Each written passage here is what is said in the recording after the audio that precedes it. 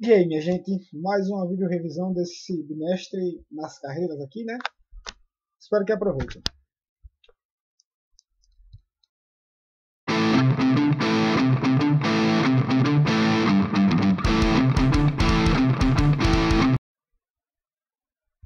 Fala pessoal, boa tarde.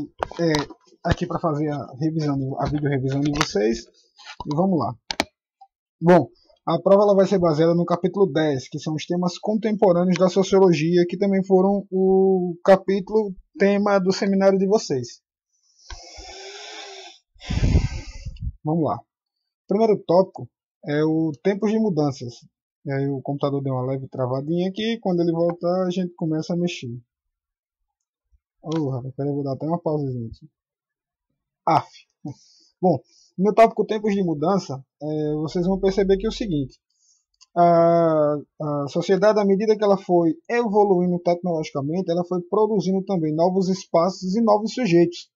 Lembrando que toda nova novidade, digamos assim, ela sempre vem com um intuito antigo, né? Por mais que algo seja novo, está na antiga lógica de acúmulo de lucro. Então tudo que vier de novidade sempre vai vir, mas pensando em preservar o que já existe e não em transformar o que está acontecendo, né? Embora haja também como agente transformador. No ponto seguinte, se que a máquina aqui resolver de novo. Nesse novo ponto, a gente vai ver um pouco do que eu já falei, né? A revolução informacional, ela acaba por criar novos sujeitos e novas políticas. Novos indivíduos, novas categorias de indivíduos surgem devido ao avanço da tecnologia e a nossa usualidade para com ela, né? Quanto mais a gente se envolve com a tecnologia, mais a gente acaba se introduzindo também em grupos específicos. Agora, lembrando que por mais que a tecnologia nós estejamos imersos nela, por mais que ela seja bem comum ao nosso dia a dia, ainda existem pessoas que não dispõem do acesso à tecnologia e, desse modo, acabam tendo seu acesso restrito. Por exemplo, como eu já falei em sala de aula, a questão do Enem.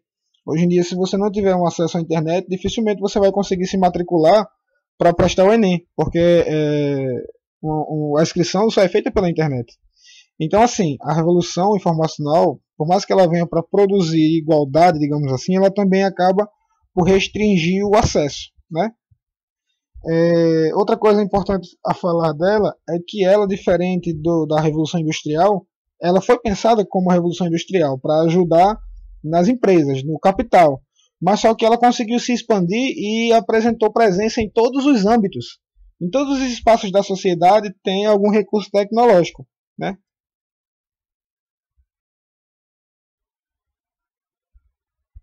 Bom, sobre valorização do capital, valorização e financiarização, o que vocês têm que dar uma maior atenção é a questão do capital fictício.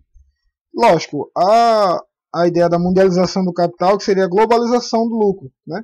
Mas as ideias do capital fictício são ainda mais importantes no sentido de entender que o capital fictício é aquele dinheiro que a gente dispõe sem ter.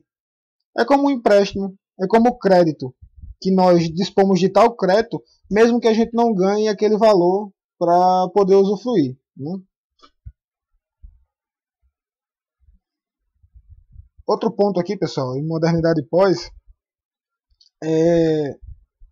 perceber o seguinte: a modernidade ela nos traz as ideias iluministas, né? E o iluminismo ele vai propor explicações homogeneizantes, ou seja, explicações gerais sobre as coisas.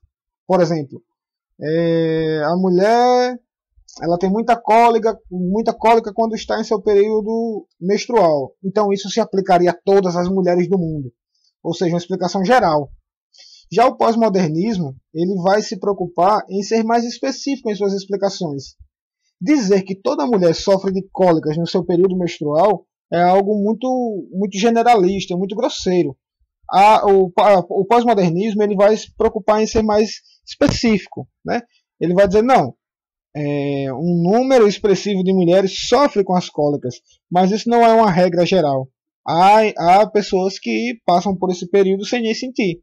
Ou seja, o iluminismo, o período pós-moderno, ele busca ser mais específico nas explicações e não generalizar as suas observações. Chavinhas, porque sim, não é resposta. Isso para quem assistiu Castelo Rá-Tim-Bum. Bom, chegamos então em Bourdieu e Habermas, né, que nossos grupos ainda não trabalharam isso. Aqui o que vocês têm que perceber é Bourdieu vai tratar por bens simbólicos todo o acúmulo de conhecimento, de experiências, de expectativas que o indivíduo tem na sua vida social. Tudo que a gente acumula no nosso dia a dia, nas relações que nós estabelecemos, na escola, trabalho, família, amigos, enfim. Tudo isso são bens simbólicos. São posses que nós não tocamos, mas que são nossas e contribuem e que nos servem até como ferramenta quando precisamos.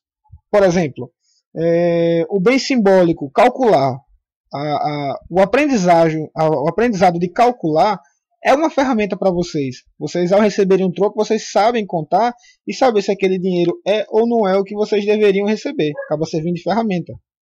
Na escola, Bourdieu vai dizer que essas ferramentas elas são internalizadas. Nós internalizamos o conhecimento. O que é que significa isso? São conhecimentos que nós aprendemos e absorvemos e passam a fazer parte do nosso dia a dia.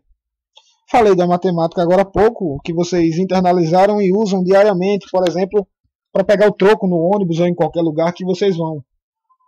Mas a linguagem, né, o fato de nós nos comunicarmos é porque nós aprendemos, e até antes de ir para a escola, nós aprendemos a falar e internalizamos a comunicação como o principal meio de nós conseguirmos estabelecer relações.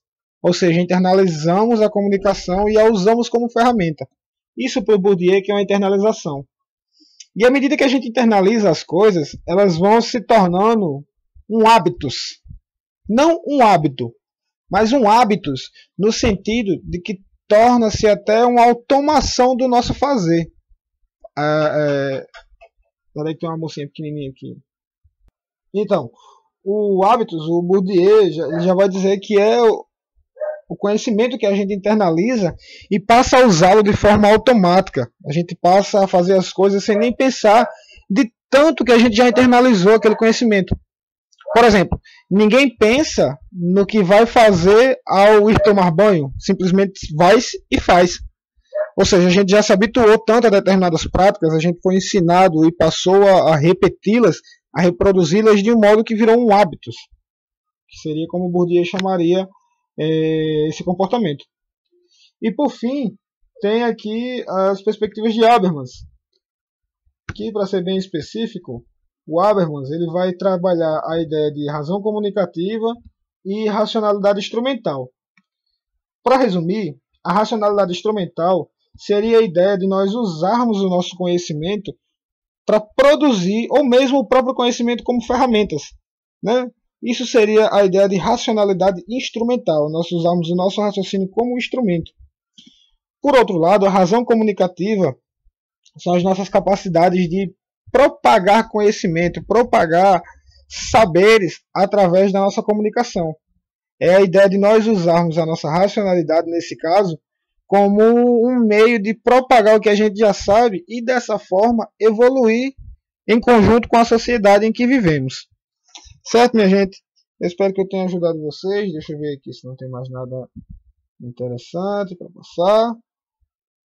Não. Bom, desejo uma boa prova e que vocês sejam tudo felizes. Até mais.